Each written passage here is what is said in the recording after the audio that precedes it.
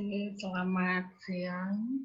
Eh, Pada kali ini, untuk mata kuliah unit proses lingkungan, saya akan menjelaskan tentang biomassil dan kebutuhan oksigen. Jadi ini kita menghitung berapa biomassil dan kebutuhan oksigen yang diperlukan untuk biomasa itu dapat tumbuh. Oke, sebelum itu pengantar dulu kita sambil mengingat kembali mata kuliah mikrobiologi, itu kurva pertumbuhan bakteri. Jadi ini adalah kurva pertumbuhan bakteri.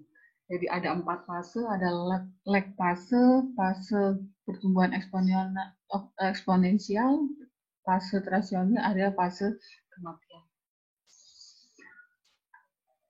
Fase pertama adalah lag fase, adalah fase di mana bakteri itu mengalami aklimatisasi, itu adaptasi terhadap perubahan lingkungan seperti pH, suhu, dan lain-lainnya, kandungan oksigen dan lain-lainnya.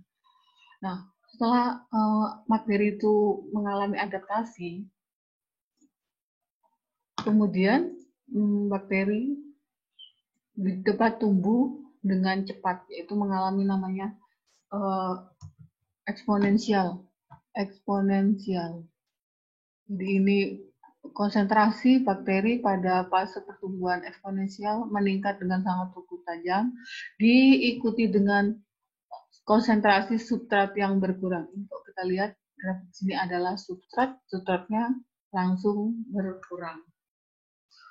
Setelah itu diikuti dengan fase stationary, di mana jumlah bakteri tetap.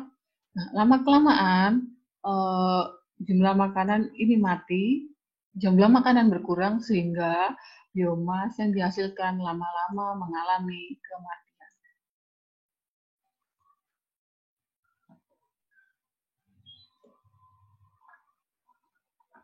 Biomassil adalah rasio antara jumlah biomas yang diproduksi per jumlah substrat atau makanan yang dikonsumsi. Jadi jika dalam air limbah, substratnya adalah berapa gram COD per BOD yang dihasilkan jadi biomassil adalah berapa gram biomas yang dihasilkan per gram BOD COD yang dipakai untuk menghasilkan sel baru. Jika dia bakteri nitrifikasi, maka substratnya adalah bukan COD BOD tetapi amonia atau nitrit. Jadi biomassil adalah berapa gram biomas yang dihasilkan per gram BOD COD yang dikonsumsi. Nah, untuk menghitung itu kita mengasumsikan, jadi proses pengolahan, proses transformasi zat organik menjadi biomas itu sangat kompleks. Tapi kita dapat mencerhanakannya proses yang terjadi seperti ini. Jadi ada 3, C6H12O6, ini adalah zat organik. Ini kalau kalian tahu ini adalah kita hitung sebagai glukosa. Kemudian bakteri membutuhkan oksigen dan juga membutuhkan nutrien dan menghasilkan C5H7NO2. Ini adalah sel baru, produk sampingnya CO2 dan H2O. Ini 3 mol, ini molecular weight MR-nya glukosa, ini MR-nya oksigen, amonia. Kemudian ini kita menganggap MR-nya sel baru. Untuk menghitung biomassil, rumusnya adalah berapa gram biomas yang diproduksi dibagi dengan berapa gram substrat atau makanan yang dikonsumsi. Pertama, Y, ini C5H7N2 ini adalah biomas yang diproduksi. Kemudian C6H12O6 ini adalah glukosa yang dikonsumsi. Ini ada 2 mol MR-nya 113, kemudian 3, ini 180. Jadi, kemudian ini sama ini dibagi menghasilkan 0,42 gram sel per gram glukosa yang digunakan. Jadi, setiap 1 gram glukosa yang digunakan akan menghasilkan 0,42 gram sel baru. Jadi, biomass yield 0,42 gram sel per gram glukosa yang digunakan ini adalah biomass yield secara teoritis. Pada kenyataannya di lapangan, pada proses pengolahan air limbah, biomass yield ini pasti dia lebih kurang dari 0,2. Penyebabnya mungkin kondisi lingkungan yang O2-nya kurang, atau makanannya yang kurang, pH, suhu, itu sangat mempengaruhi biomass. Kandungan nutrien, itu juga sangat mempengaruhi. Kondisi, ada faktor, karena di air limbah tidak hanya aja glukosa saja yang ada di air limbah, tapi juga ada mungkin N, P, logam berat, dan lain-lainnya. Sehingga biomass yield pada proses pengolahan air limbah itu pasti kurang dari 0,42 gram sel per gram glukosa yang digunakan. Pada pengolahan air limbah, kita tidak mungkin mengolah glukosa, tapi yang kita olah adalah kadar organik dalam bentuk BOD atau COD. Nah, untuk mengubah gram glukosa ini ke COD, kita menggunakan konversi. Jadi, dengan rumus ini adalah untuk mengkonversi C6H12O6 ini adalah glukosa, oksigen yang dibutuhkan, dan CO2. Kalau kalian tahu, COD adalah jumlah kebutuhan oksigen yang digunakan untuk mengoksidasi zat organik. Jadi COD dihitung sebagai ini. Ini adalah COD. Jadi COD per glukosa, mengonversi glukosa ke COD, caranya seperti ini. Ini ada 6 O2 dibagikan dengan glukosa. Hasilnya 1,007 gram O2 per gram glukosa. Jadi 1 gram glukosa itu sama dengan 1,0 gram COD. Kenapa ini O2? Karena COD adalah kebutuhan oksigen yang dibutuhkan untuk mengoksidasi zat organik.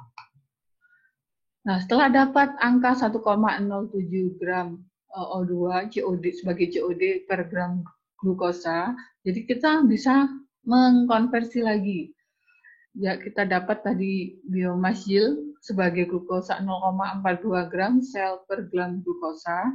Nah, karena 1 gram glukosa itu mengandung 1,007 gram COD, sehingga 0,42 kita tinggal bagi saja, sehingga kita dapatkan biomass yield sebagai COD adalah 0,39 gram sel per gram COD. Ini maksudnya setiap 1 gram COD yang digunakan oleh bakteri itu menghasilkan 0,39 gram sel biomasa yang baru yang dihasilkan. Nah, setelah menghitung berapa biomass yield, sekarang kita menghitung COD, menghitung kebutuhan oksigen. Jadi, proses pengolahan menggunakan mikroorganisme akan membutuhkan oksigen untuk membentuk biomas baru. Nah, COD, kita menghitungnya sebagai COD. Jadi COD yang digunakan itu bakal menjadi sel baru, dan juga COD yang digunakan untuk mengoksidasi substrat. Jadi misal COD yang kita gunakan itu 500, kemudian 300 itu jadi sel, kemudian 200-nya ini digunakan sebagai energi untuk mengoksidasi makanan. Nah, COD yang ada di bakteri itu kita dapat menghitungnya seperti ini. C5H7NO2 ini adalah biomasa baru yang terbentuk, kalau kalian lihat tadi rumus kimia yang sebelumnya. Kemudian ini di O2. Kenapa kita mencari O2-nya? Karena COD adalah kebutuhan oksigen yang digunakan untuk mengoksidasi. Jadi direaksikan dengan O2, kemudian reaksinya seperti ini. Ini MR-nya 113, ini MR-nya 32. Nah, untuk menghitung berapa oksigen yang ada di dalam 1 gram bakteri, kita menghitungnya seperti ini. Ini O2 dibanding biomasa. Ini O2 ada 5, 32 dibagi dengan biomasa. Dapatkan 1,429 O2 per gram biomasa. Jadi setiap 1 gram biomasa itu kandungan COD-nya dalam biomasa tersebut adalah 1,42 gram.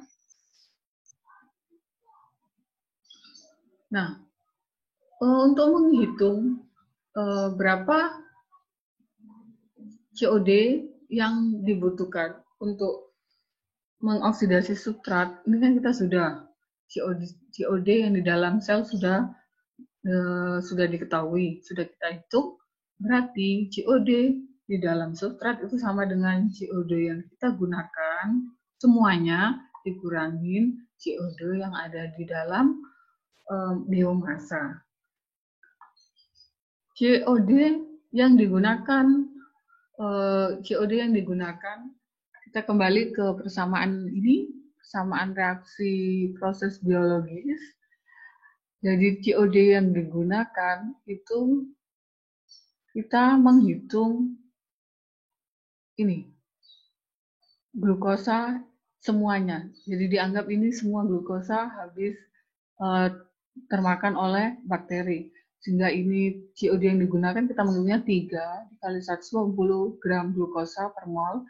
Kemudian ini adalah faktor peubah 1,00702 per gram glukosa. Kemudian COD sel. Nah, ini ada 133 gram per mol per mol. Nah, kemudian kita sudah menghitung dalam 1 gram sel itu menghasilkan ada 1,42 gram O2, sehingga dikali faktor konversi 1,42 gram O2. Dan ini tinggal dikali, sehingga dihasilkan COD yang dibutuhkan untuk mengoksidasi substrat adalah 256,9 gram oksigen.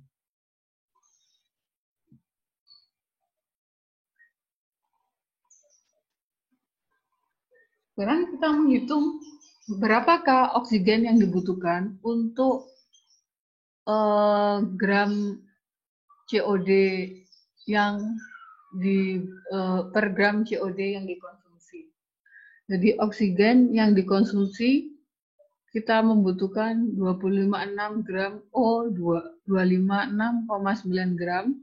Kemudian COD dibagi 3 kali 180. Jadi per ini 3 per glukosa, karena ini faktor peubah 1,07 sehingga 0,44 gram O2 per gram COD.